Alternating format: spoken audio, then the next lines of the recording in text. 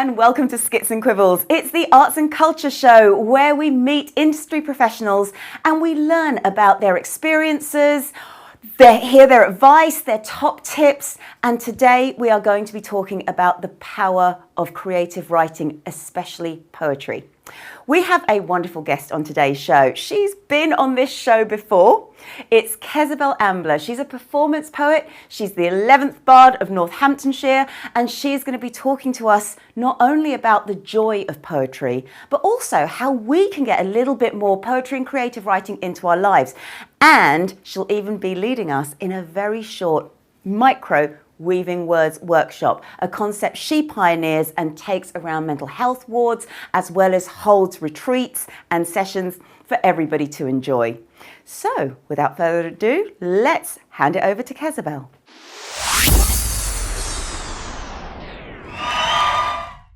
Kintsugi love repairs. Different dialects, languages and accents. Vocal chords with a local twang. Diverse community around me as I work out who I am. Disagreements, verbal battles, social media injuries. Do they win the divisionary war? They're just short-term victories. Combative voices, past and present, snipe. Scissored words have us flawed. Pick up the shattered pieces. Take time to mend and pause. Kintsugi means join cracks and seams. The flaws, imperfections claim as ours. Broken, now stronger. Shiny gold repairs. Embrace the learning art of our precious scars. Listen to your inner voice, your gut instinct, God instinct true. Affirm and choose your peers wisely. Life's finest glue is simply love and self-value.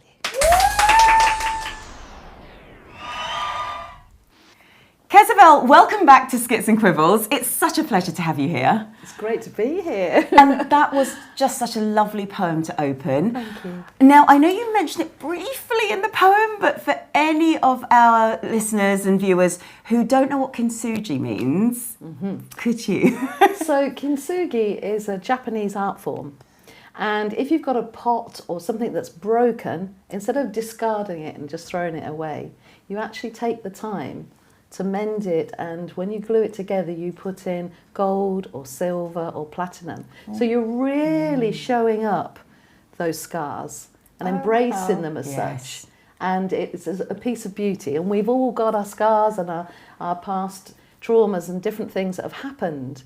So we're going to own them and we're going to shine. I love that. That's so important, isn't it? Because we talk about this a lot on the mental health show, and we are going to get you on there as well. But because when it comes to going through traumas and adverse experiences, there is a very common belief of, I'm just forgetting that person, I'm just removing that person. And of course, that's how you become who you are, and there's a pride in that, actually. Yes. It's a survivor, warrior type pride in it. And actually there is that letting go, and I have got a poem in my latest book called Letting Go. But there's also, when you're experiencing loss of loved ones, that hurt and that grief doesn't change size, but you work around it. So that hole where you can't pour your love in anymore, you still got it's hurting, physically hurting, because there's nowhere to pour that love. And so as you grow around that, so the grief doesn't get less and less and less, you grow around it. Yes. Oh, and I mean, you have a way with words, obviously. Yeah. So this is a great opportunity to sort of delve deeper into the work that you do. The first question I have for you, though, is why poetry? Why poetry in particular? Why not just creative writing? I say just. Why not creative writing or journaling? What is so special about poetry? I mean, my grandma used to read me Rupert Bear when I was a little girl. And there's, it's all bidoo-bidoo-bidoo. It's very rhymey. Yes. So I was brought up on that. My mum loved Shakespeare. And so there's a bit of a foundation there. But I do like to play with words. But actually, I mean, poetry can rhyme, it can be as prose, really, but it's just a different form, and really all we're doing is storytelling. Yeah. And so when I became the 11th Bard of Northampton, that tradition that goes back centuries is the spoken word and stories being passed on, and everyone's got a story. Yes. And that's what I feel passionate about with my Weaving Words workshops, because often, I mean, I was a very shy little girl, and, you know, often people aren't heard. That I find that in mental health wards, in wellbeing centres, even we go to festivals and run workshops in yurts, and you know, and people want to be heard. We all want to be heard. That little girl, that little shy little girl I was, wanted to be heard. And so that's why I'm so passionate about getting people to express their story. In fact, in the mental health ward, it's not called creative writing, it's called creative expression, because sometimes we might just splosh paint and we might weave a little word in it. Or we might, you know, yes. And sometimes we've written words onto ticker tapes and ribbons and literally woven those words into a piece of art. So everyone's got a different way to express, but often as adults, people say, I can't draw, I can't dance, I can't sing, I can't paint. We can do it all. Just we don't need to compare it to anyone. Yeah, that's the thing. Yes, I love that. And there is that element of that performance opportunity, because another music charity has said this as well. They work with young people, and young people, even when they go and speak to someone, they still don't feel heard. But when they've written a song and everyone's watching them on stage, it's then there. And I think there's something in that as well, which is amazing.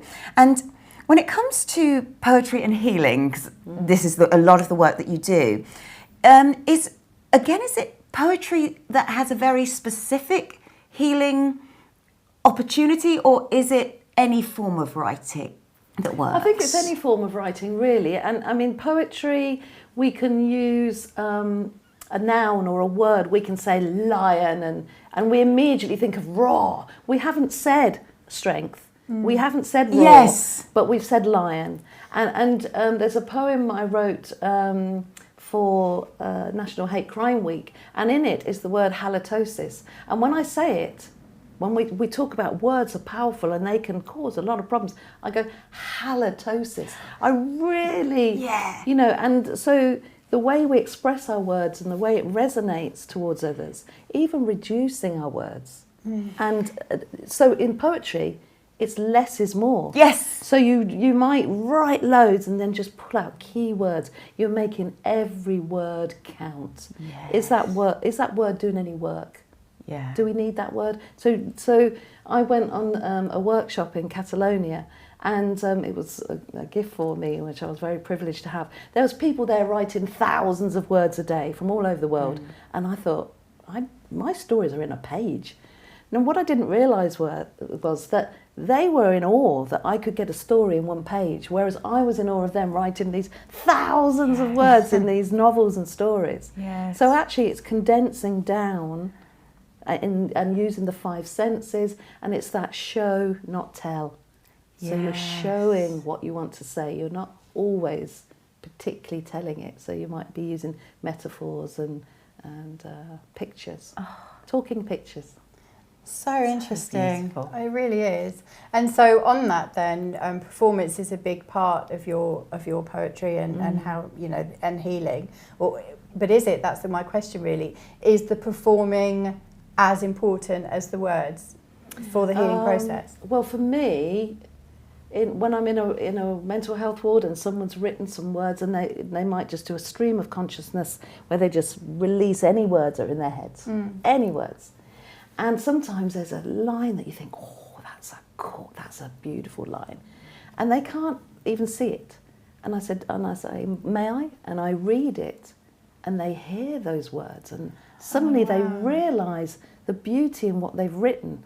So, and when I'm performing, you're connecting with your audience, and the more time you have, the better. You know, they might laugh, they might cry, they might feel a little bit mischievous and saucy, whatever it is, but you're really connecting, and it's not just the words, it's the intonation, the pause, the sass, the meek. And I know in certain poems that I go, I can't help it. I remember how I felt when I wrote that poem. and I reduce. And Wow.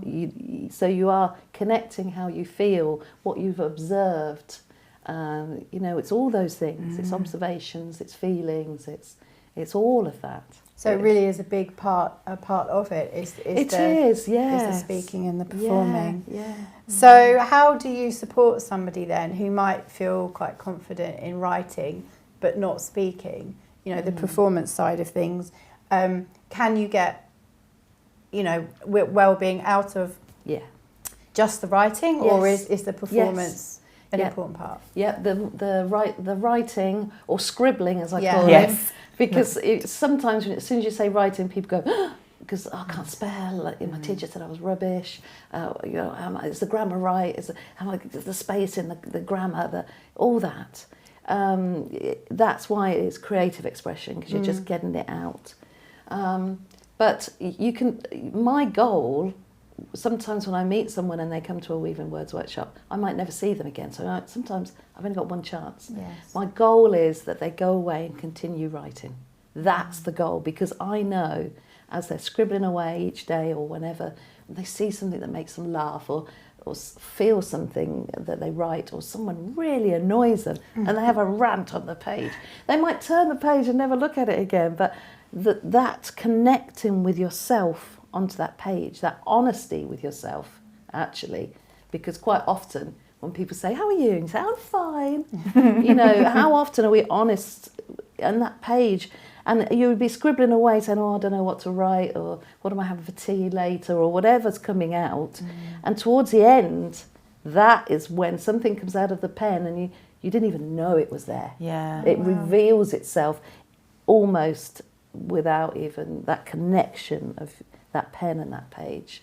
So actually you don't need to speak it, but there's a power in speaking it. Yeah, but I can also see the power in writing alone as well. Absolutely, so. absolutely, yeah. Oh, there's so much that can come out of something so simple and something that people are so afraid to do for fear of getting it wrong. But getting of course, it wrong. You never get anything wrong when you're creatively expressing yourself. Exactly. That's the whole point of creativity. That's it. Oh, well, right. We have a treat for you, because Kezzabelle is going to take us through micro Weaving Words workshop. So go off, grab yourself a pen and paper, and we'll be back straight after this. I'm Dr Audrey Tang, a chartered psychologist, and on my show Mental Health Matters, we take a deep dive into all things mental health and wellbeing with the experts. So join us at 8 a.m. PST on Thursdays on the Fresh Takes channel, because Mental Health Matters on E360 TV.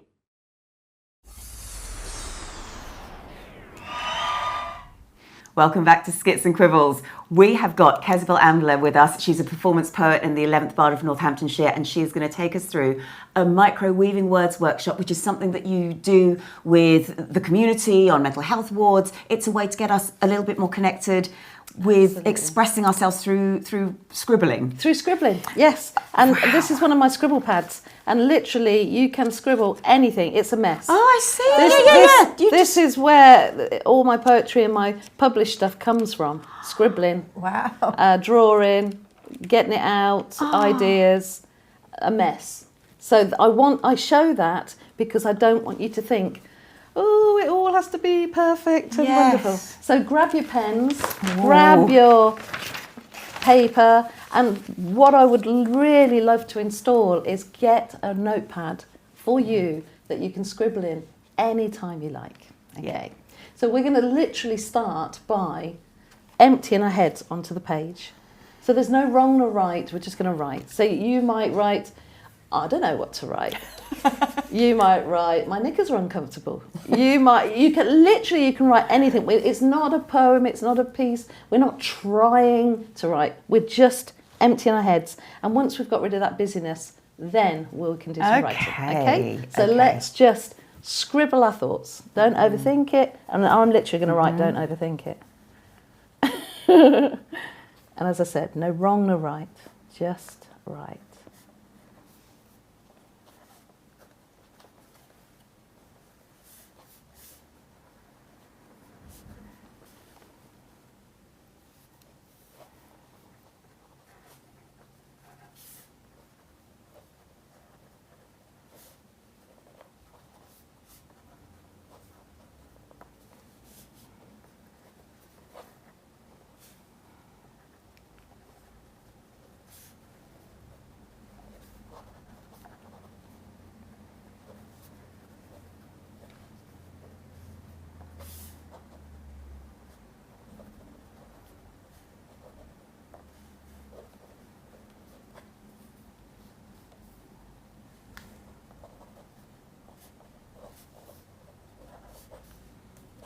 And you can keep writing and keep going as long as you like. We're limited for time today.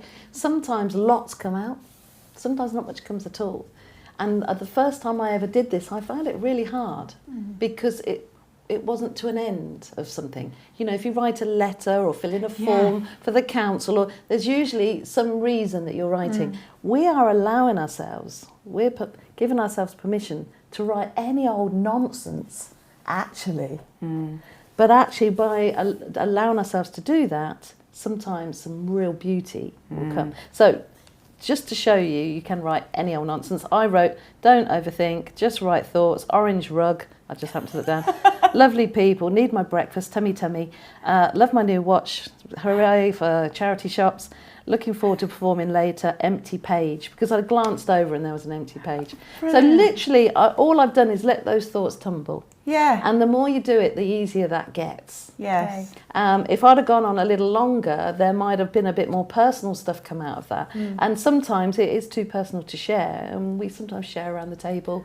I've got Weaving Words each month, and people come to my studio, and we have vegan fruity flapjack and tea, and you know, so, and sometimes I'm in a yurt at a festival, but wherever we are, we would have more time. Actually. Yes, of course. Allow yourself the time. Yes. Don't set that limit to yourself, because actually, I've got an empty page, and if I'd have kept writing, like, I don't know what to write, you'd be amazed what comes out. Yes. That's where the power comes. Yes, I like that. So what we are doing today is just giving a bit of structure to starting writing, but it's about giving the time to allow those thoughts. Yes. I mean, on that, how do you know when things have sort of got, well, I suppose you can see it, can't you, when it's got a bit more... I'm going to ask you to read yours. Oh, gosh, okay,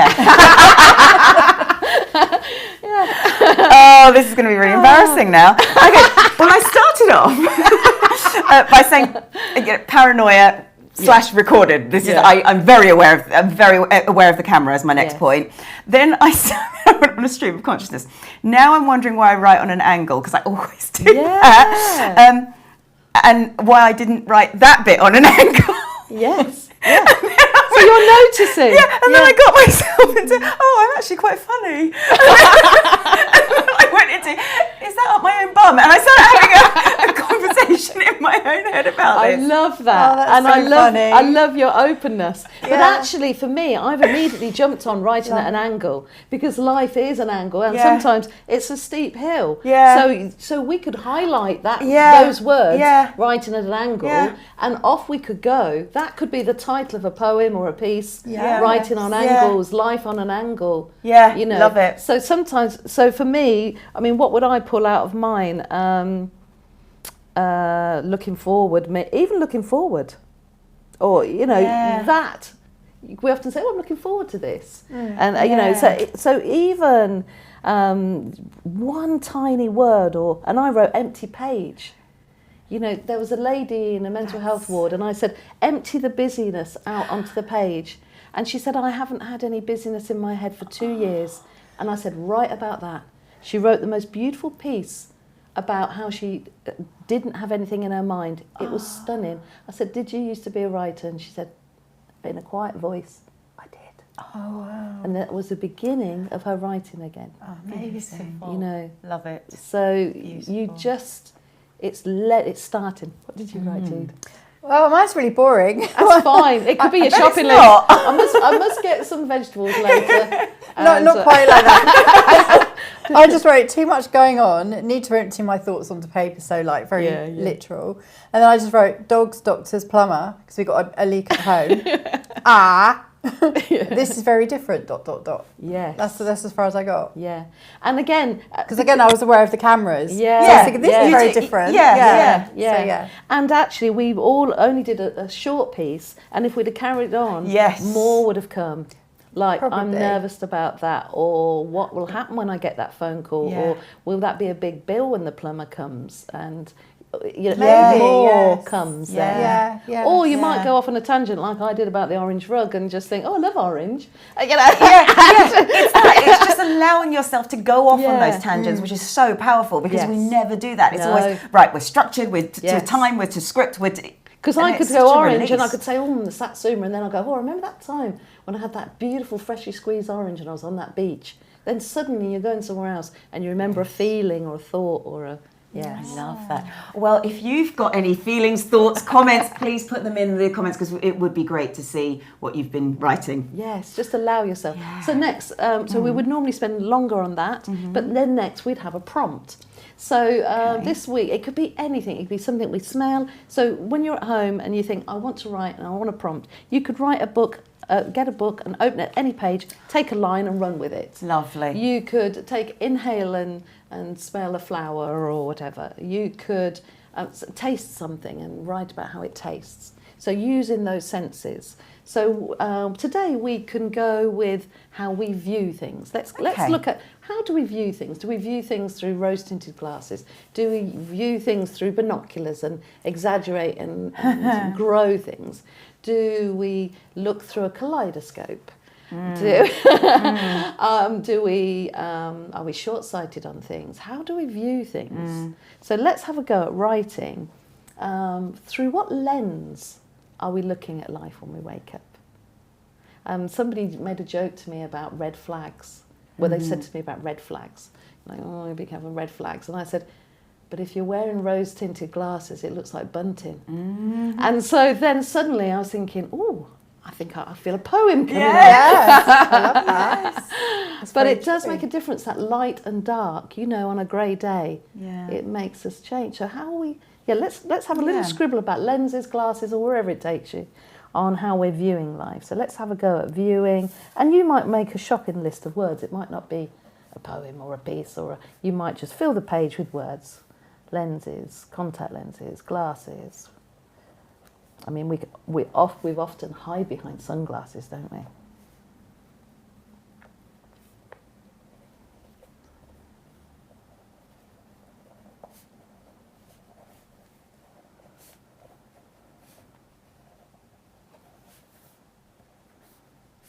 And again, there's no wrong nor right, just right. Just make a start.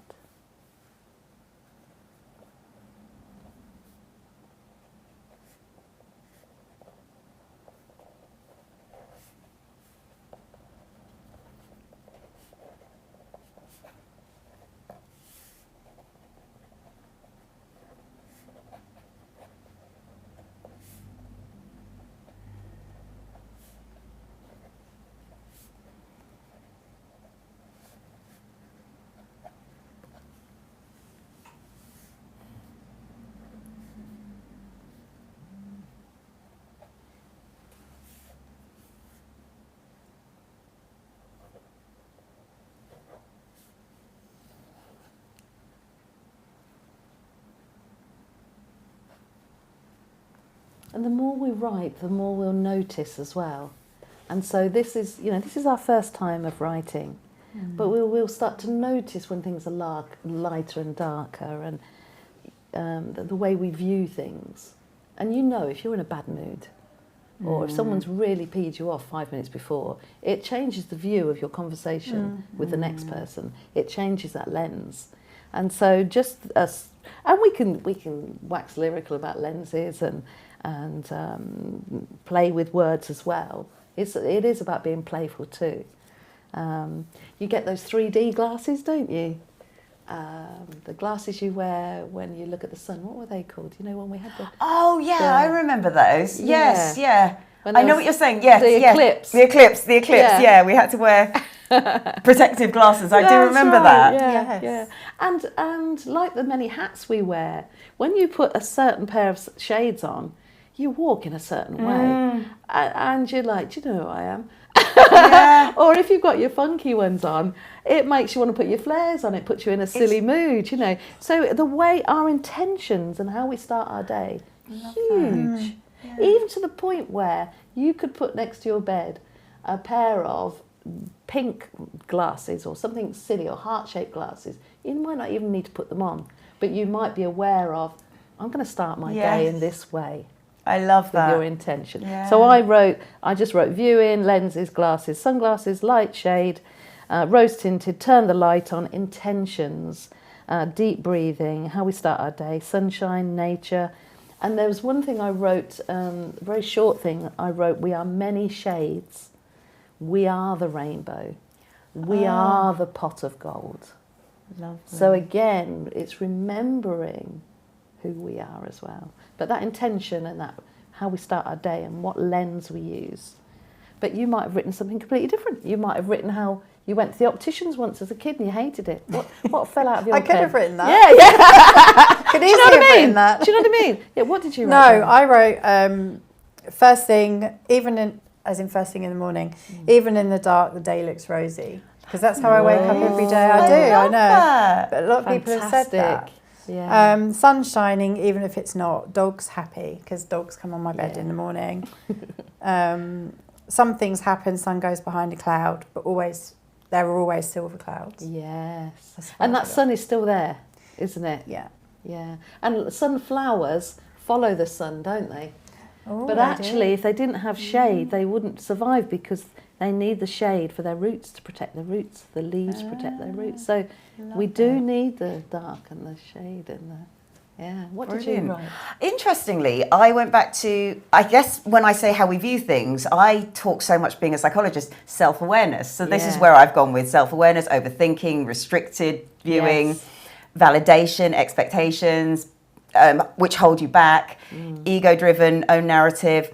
Then I went to perspective, but then that threw me off onto a tangent because it's really funny. My dad was a craft design technology teacher and taught me to draw in perspective. Right. So I just mentioned that and I've just circled that as a thing. Love that. And then went back to the psychological side of things with reaching out and highlighting things. And I love it that you allowed yourself to go there. Often I'll say to people, have a margin, because sometimes a random word might pop in your head and you think, I'll write that. Yes. So you don't forget. Yeah. Or when you're in a flow of writing, you might write something and you think, that's not the word I want. Just stick brackets around it. You can go back later. Yeah. So the flow continues. Yeah. But I love it that you allowed yourself to play, to be playful. Yeah. And do you know, most of my work in my Weaving Words workshops is encouraging adults to be playful. The next book is called Permission to Play. Because so often I'm saying, come on, let's turn it upside down and look at it like this. Let's look at life in a different way. Yeah. Let's look at everything in just a different way of looking at things. Let's view it in all sorts of lights and shades and kaleidoscopes, and be playful. Chalk. I think we forget how to do that, don't we? Yeah, exactly. Give someone a piece of chalk. Yes, because chalk can be erased quite easily. And before you know it, if you put on hopscotch outside your house, you will watch people hopscotching outside your house. That's true. It's amazing. That's true. The playfulness comes out and people giggle. And even if they don't do it, they giggle. Yeah. You know. And again, that we was talking about our intentions in the morning. You know, that first thing in the morning, look in that mirror for 28 days on the trot and say, good morning, Audrey. Yeah. You look amazing. Yeah. We're going to have a great day today. I might look in the mirror, good morning, Kezzabelle. You look amazing. We're going to have a great day today. I might have bags under my eyes and a spot here and everything, but even verbalising it is going into your ears, it's going into your subconscious. Your subconscious will find that great day you promised. And it can turn the whole day around. It can turn a month around. Yeah. And make a difference. Well done, everybody, on your first Weaving Words experience.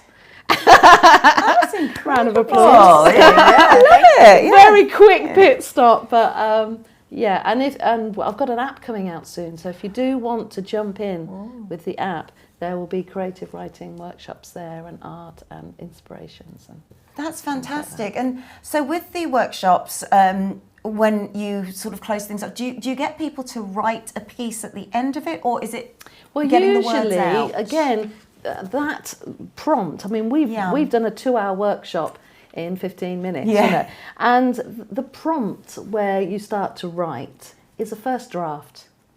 Yeah. And I say that because and sometimes something comes out and it's amazing. It's like, that doesn't need any editing or changing or anything. Yeah. But sometimes you might just turn a sentence around and then suddenly... or it might change one word, or you might put the piece that you put at the end at the beginning and then suddenly it opens up your story or your poem or your prose or whatever. So sometimes just having an outside eye, the next day even, looking at what you wrote and like, and I love that line, or just pulling out the beauty in it. And I do help people edit things, but really to start off with, it's getting that first draft. Starting. That was fabulous, and that's such a great way to get started as well. Yeah. When you don't know what to write about, and you've seen us do it. You've seen us do it in front of the camera, just going for it. Yeah. It can be done. Well done. That was fabulous. We're going to hear another poem from Kezzabelle, and this one is called "I Am Happiness." This poem is inspired by a book called Be Happy by Robert Holden, and it's called I Am Happiness. I am happiness. You are happiness. We are happiness. No need to search and seek it any longer. Just share it.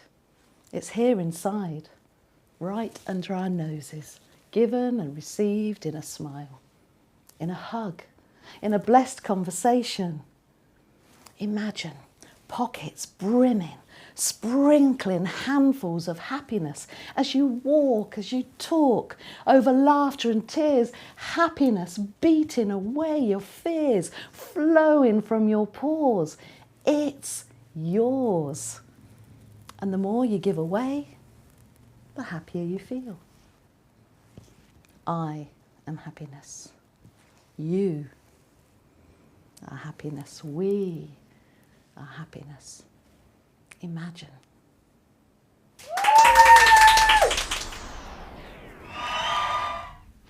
Welcome back to Skits and Quibbles. Kezzabelle, that workshop was just fabulous. That was so relaxing, therapeutic. Really relaxing. And it really kind of, the fact that we're also so different and it's okay. And it's okay. That makes a huge difference, I think, because you're so paranoid about what do people think of me and getting it wrong. Yes. And being creative, it's never wrong. Of course, yeah. It's never wrong. Absolutely. Oh my goodness. So this is a bit which we really enjoyed. It's the bits that we've taken away from today. I think for me, one of the key things is just doing that workshop. And I know I write in very quite abrupt sentences, but because we've been talking about poetry and how the different structures work, actually abrupt sentences could work as a poem, and that's okay. Yeah, you could have a whole page and just one line in the middle saying, I'm feeling lost. Yeah, love it. Brilliant. There's a poem called Missing Him about my grandson who passed, and it's all in lowercase, and it's very quiet, and it says a lot without saying a lot. So, and again, that's poetry, isn't it? It's that show, not tell. Yeah. What about you, Jude? What's your key? That it's very relaxing, as you said, it really, really is. And also it's quite interesting. I mean, I tend to be very literal in my thinking and everything else, and you can kind of see like how different we are. Yeah. But even that, you said it sounded, okay. you know, there were a couple of poetic terms or your phrases in there. So because you're allowed to be flowery with it if you want, or drastic with it. Yeah. You can go dark if you want to, purple and you know, whatever. You can, you know, and even the way I said purple, then purple, you know, or we could go purple and lilac and, you know, the way we use words. It's amazing. I mean, Kezzabelle, we're going to leave it to you to give us your top tips for getting a bit more, I guess, using poetry to express our feelings. Okay, so top tips. First one would be start. Everyone's got a story in them, and at the times that people say to me, "Oh, I've got a story. I really ought to write that," and start. It doesn't. Don't worry about it being wrong. Just start. And if you want some help, I can help you, or I know people that can help you. And one of my strap lines is express, heal, and play. And we spoke earlier about being more playful. Allow yourself to mess about with the words. Do them up the page, as you were saying, at different angles. You know, scoopy writing. You know, play. Allow yourself to play. And the other one I would say is be authentic. You know, particularly when we're talking spoken word, I don't say I meandered and skipped through the hills and dales. I say I went for a walk and nature smelled divine, and speak your voice, be authentic. That is a real top tip I would give you. And one of the things I learned very early on is there's no rules. There's no rules. Because I remember I was going to the Rutland Poets, and Michael Tolkien, he put on the back of my book, his review was, I don't want to like it, but I do. Yeah. Because I don't know what the rules are, and so I didn't even know I was breaking them, and it didn't matter. So no rules is what I would say. That's good rules for life as well, no rules. That is just fabulous. Play and start. Amazing. Now to close our show today, we've got another treat. You are going to take us through a haiku meditation. I am. And in the new app, A Weaving Words Experience, there's a button there where you can breathe. And we were talking about how we start our day. And it's even if you're lying in bed and you just take a few breaths, it's really important. So I would like you to close your eyes. Are you closing your eyes? Yeah. And we're going to take in a deep breath. There we go. Deep breaths in, calm me. Mindful peace comforts me still. Life patterns flowing. And again, deep breaths in. Calm me. Mindful peace comforts me still. Life patterns flowing. One more time. Deep breaths in. Calm me. Mindful peace comforts me still. Life patterns flowing. Thank you. Just lovely. Kezzabelle, thank you so much for being here. Please tell us your website and where we can get hold of you. 3 W's, kezzabelle.co.uk. That's a double Z. And we'll have that link in the show notes. Thank you so much. It's been such a pleasure. It really has. A really creative week.